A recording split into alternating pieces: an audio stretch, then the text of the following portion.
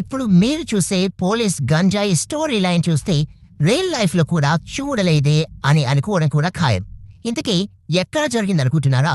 ఆంధ్రప్రదేశ్ లో అద్దంకి సమీపంలో యాక్సిడెంట్ కాగానే కారును చుట్టుముట్టారు స్థానికులు. నలుగురికి గాయాలు కావడంతో వీరిద్దరినీ నిలదీశారు.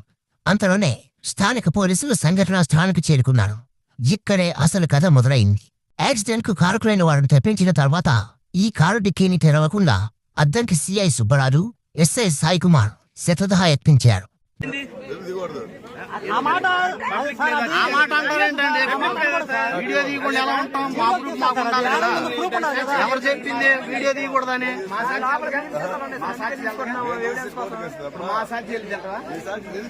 డిక్కీ తెరవలసిందేనని పట్టుబట్టారు.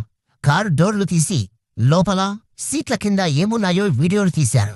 వీడియోలు తీస్తుంటే పోలీసులు అడ్డుకునేందుకు యత్నించారు. అయినా స్థానికులు పట్టు విడవకపోవడంతో పోలీసుల కోపం ముఖంలో స్పష్టంగా కనిపించింది. వీడియో తీయకూడదంటూ స్థానికులతో వాగ్వాదానికి దిగారు.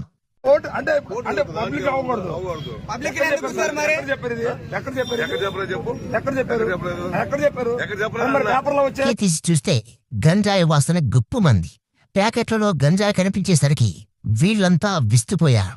మద్యం బాటిళ్లు గంజాయి మాత్రమేనా? డిక్కీలో పోలీసు యూనిఫామ్స్ కూడా లభించాయి. దీంతో సీన్ పూర్తిగా అర్థమైపోయింది స్థానికులకు. ఆటోను ఢీకొట్టి నలుగురు గాయపడడానికి కారకులైన ఇద్దరు ఎస్ఐలేనని నిర్ధారించుకున్నారు. దీంతో మరోసారి అద్దంకి పోలీసులపై మండిపడ్డారు స్థానికులు.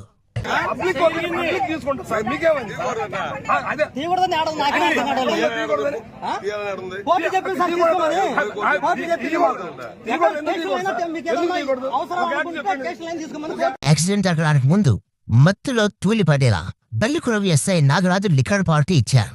ఆ పార్టీ సాదాసీదాగా ఇవ్వలేదు.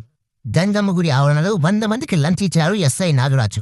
ఈ పార్టీకి దర్శి, సంతమాగులతో పాటు మిగిలిన పోలీస్ స్టేషన్ల నుంచి చాలా మంది పోలీసులు వెళ్లారు.